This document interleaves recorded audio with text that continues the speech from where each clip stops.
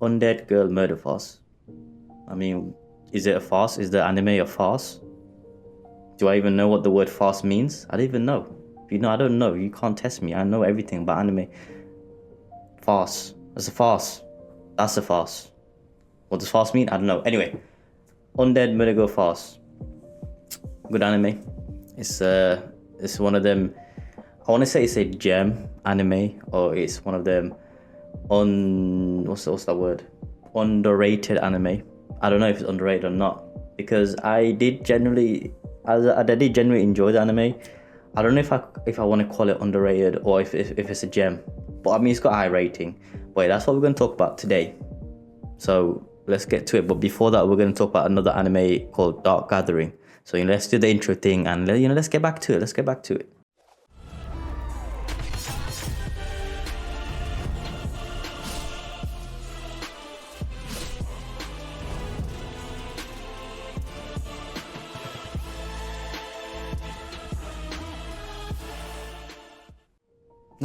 What's going on, everyone? That looked very creepy because I was looking straight at the camera while I was doing that. How's everyone doing? Hope you guys are having a great day wherever you guys are. Thanks for joining me. Welcome back to another anime review. We have got Undead Girl Murder Farce. It's an anime that I think has gone under the radar. To be fair, it's got good ratings. It actually got really high rating, but I don't think enough people have watched it. It's like Bug and Stray Dogs when it first came out. A lot of people never watched Bug and Stray Dogs, but now obviously it's getting a lot of popularity. This, I don't know if it's going to have a new season or not, so I don't know if it's going to gain the same sort of popularity as Bug and Stray Dogs if they do release more seasons. But yeah, anyway, I've watched this and I'm here to give my review. But before that, we're going to talk about another anime real quick. It's called Dark Gathering. And so Dark Gathering is another anime that has like 25 episodes. And it has got a good rating as well. I only watched 5 episodes. That's all I could watch, 5 episodes of it. And it wasn't an anime I expected. It was meant to be a horror anime, psychological anime, the mystery anime, sort of stuff like that. I was quite intrigued by it, but I didn't really particularly enjoy it. I think the animation and the art style is kind of old. It represents. I know it's a horror anime, so it's going to be like very grim, not too colorful. It's going to have that that horror sort of vibe, old school vibe, but that it looked really old. The anime style looked really old.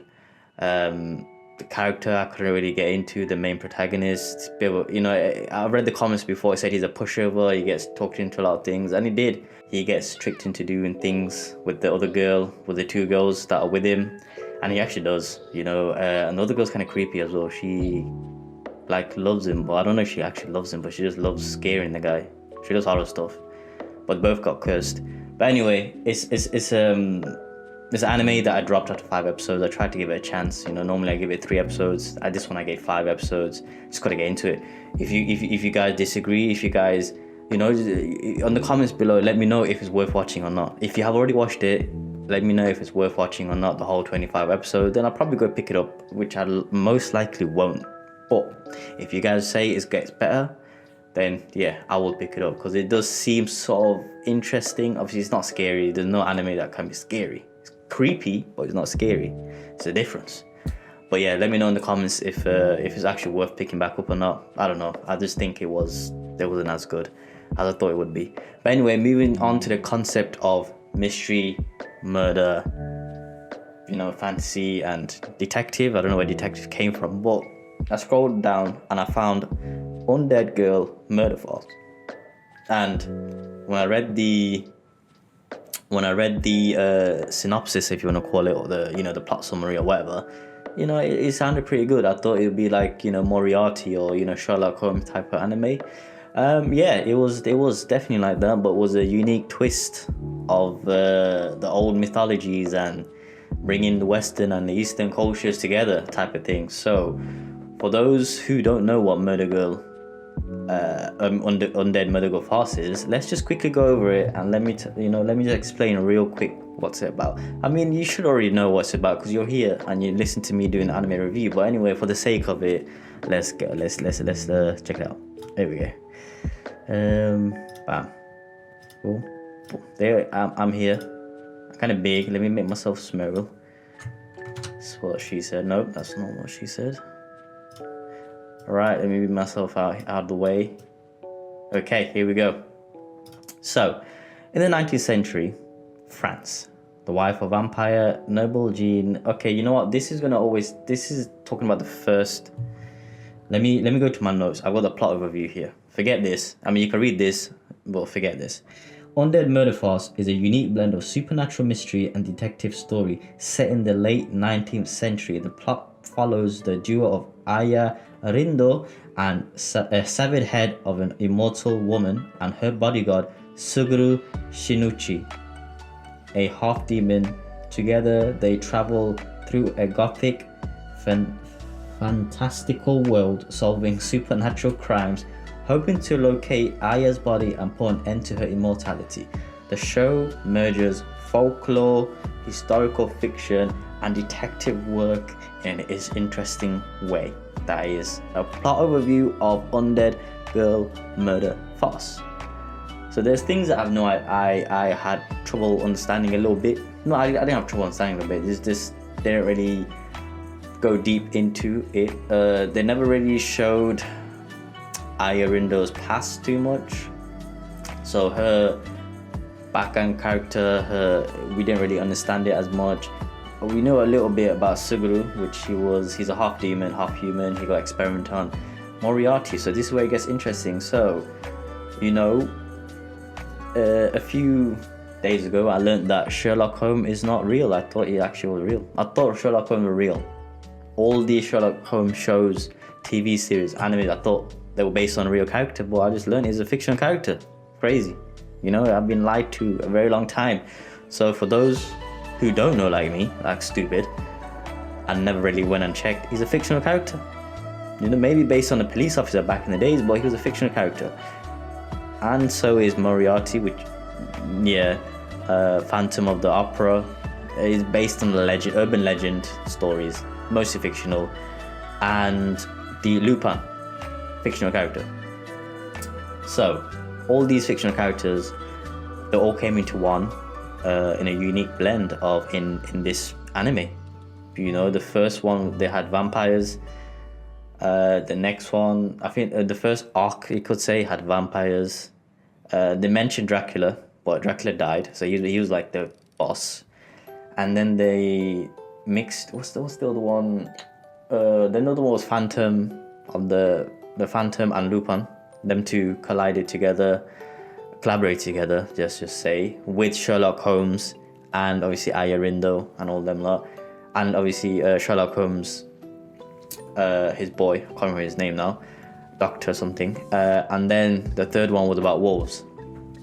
Third part of the story of the anime was about wolves. The pacing is very off. I've seen a lot of complaints about pacing. The pacing is way off. Like some of it goes deep into the story, like the vampire one I think went on a bit too long.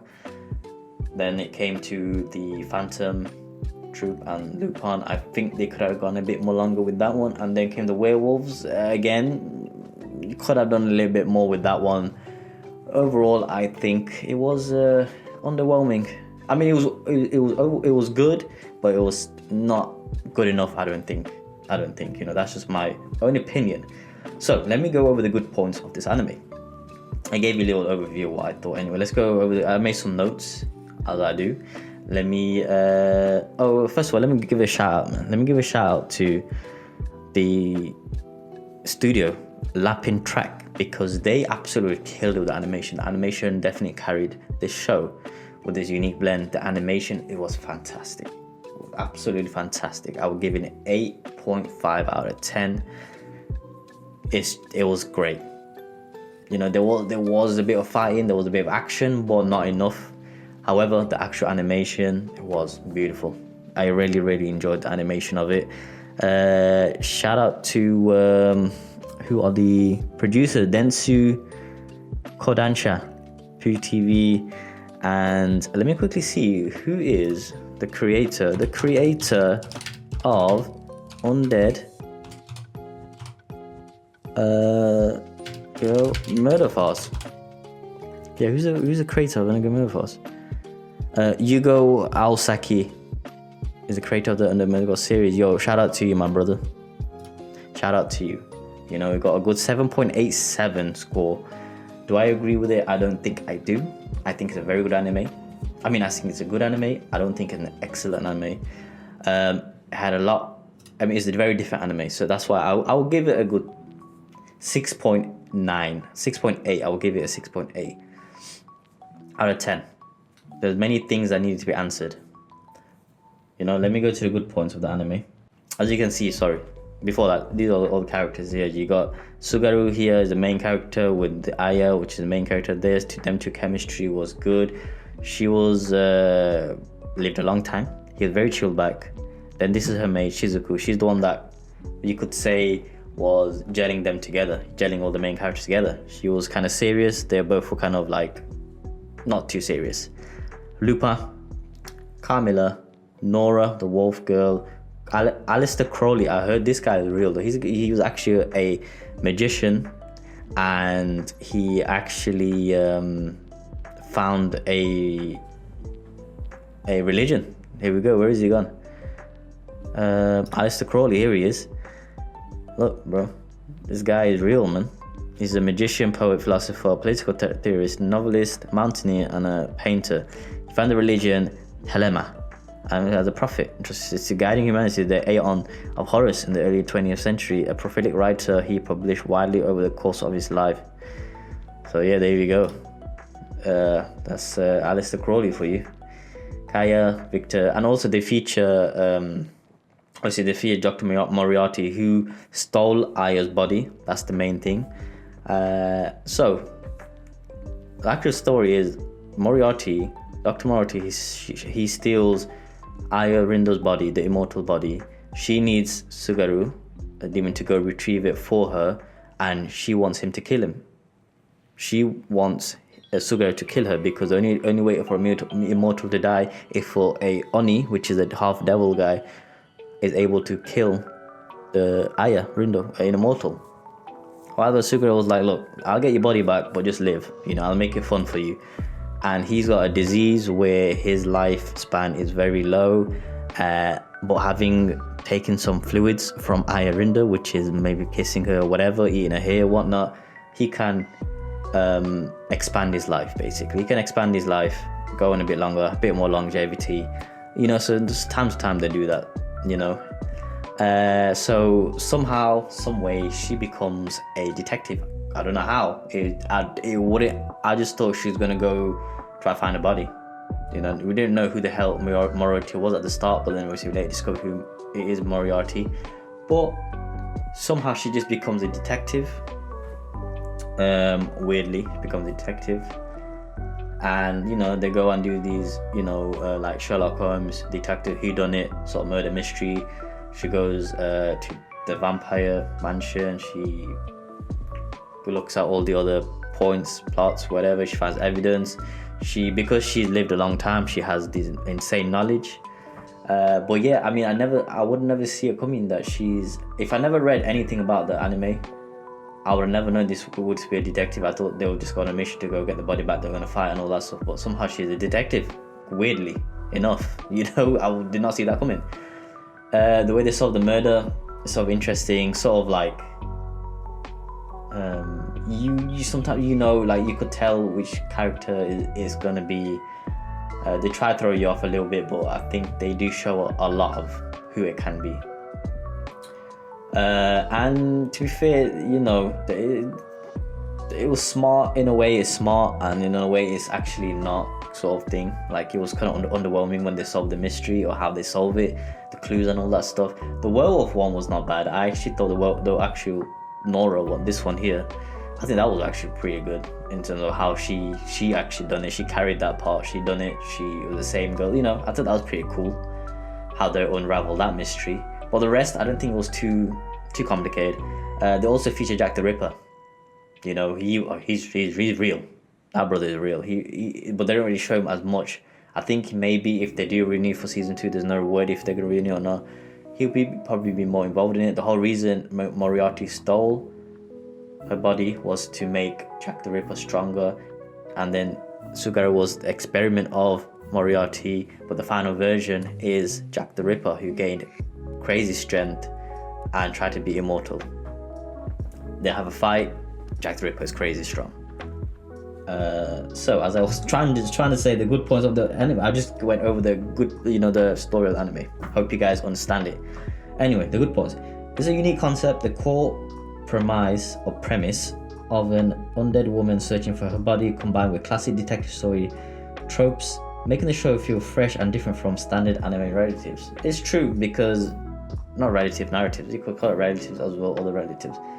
Yeah, it's true though, because this is a very unique concept. It's got folklore, it's got historical figures, fictional figures, everything, and the Western figures, everything combined into one. I think every sort of detective story is always going to shout out Sherlock Holmes, no matter what it is.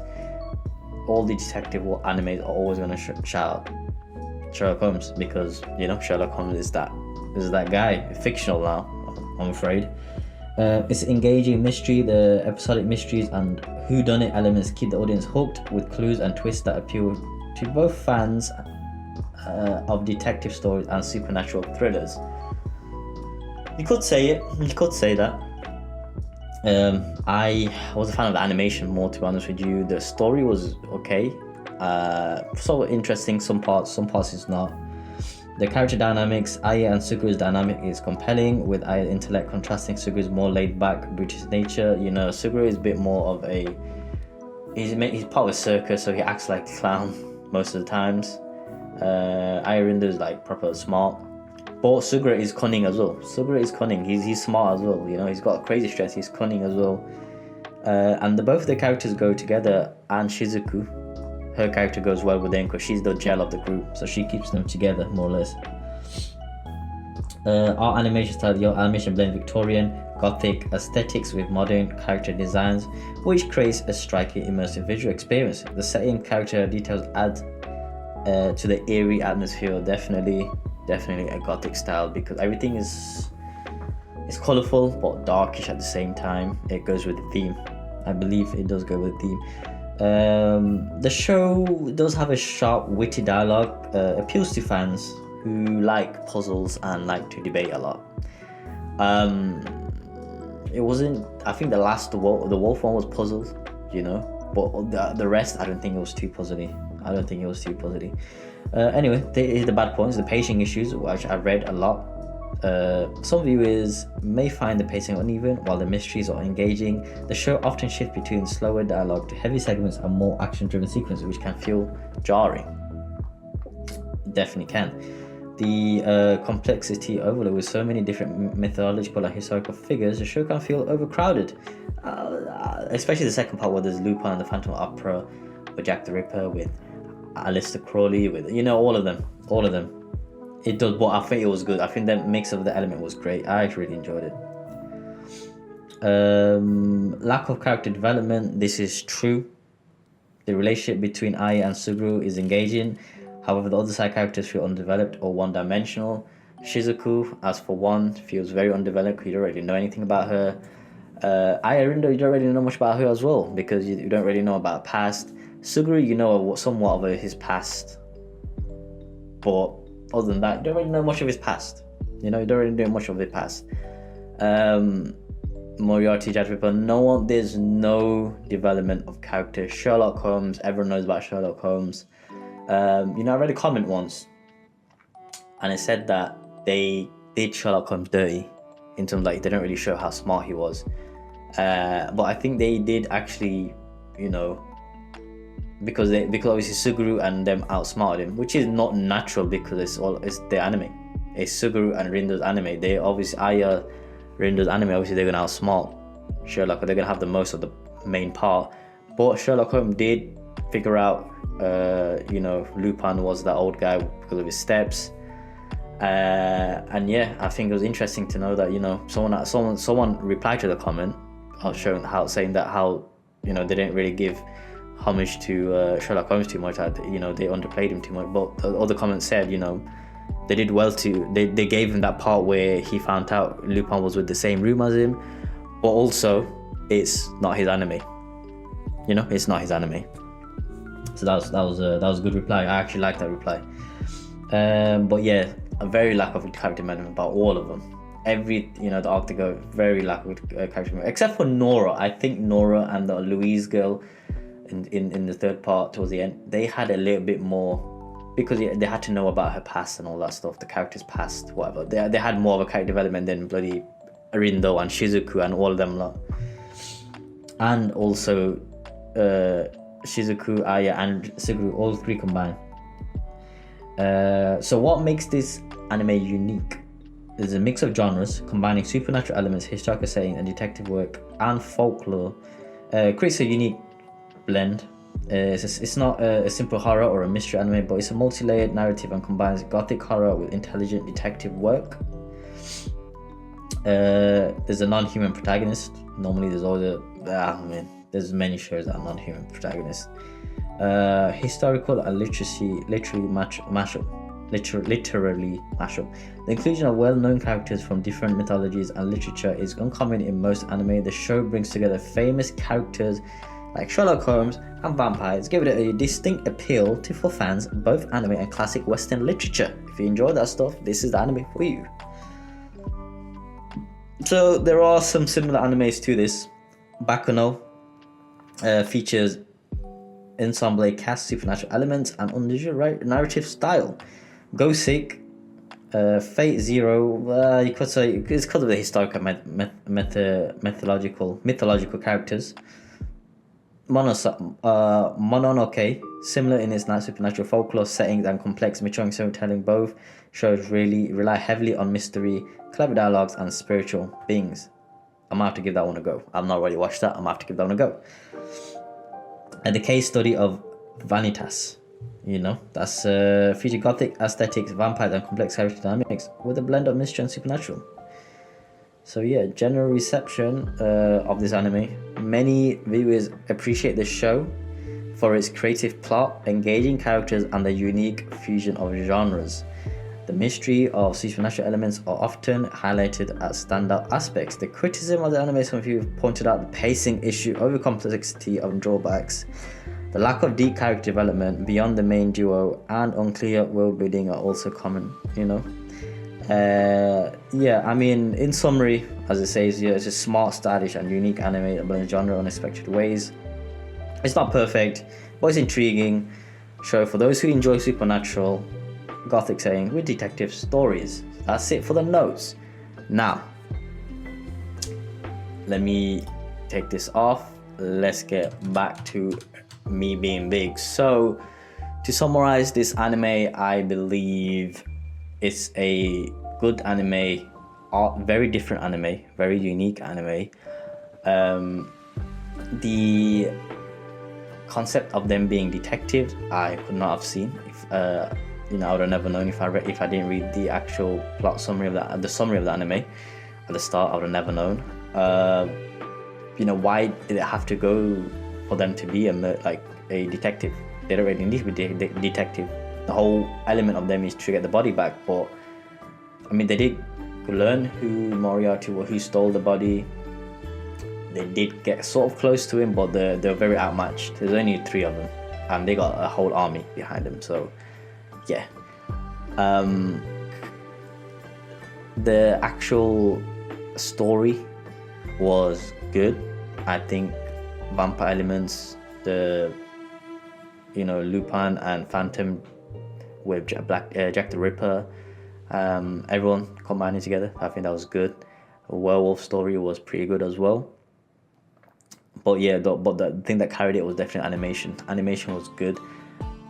Again, like I said, 8.5 with animation.